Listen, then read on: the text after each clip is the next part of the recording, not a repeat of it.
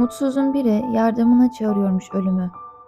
Ey ölüm, öyle can atıyorum ki çabuk gel, son ver bu çekilmez hayatıma.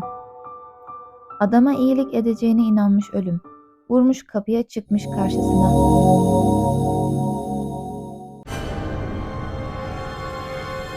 Aman bu ne diye bağırmış bizimki.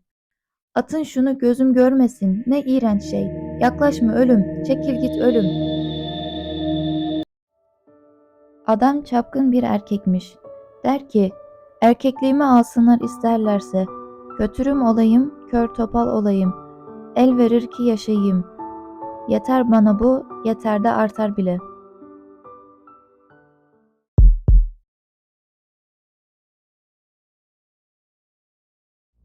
Ölüm, sende ne olur hiç gelmesen. Herkesin dileği bu senden.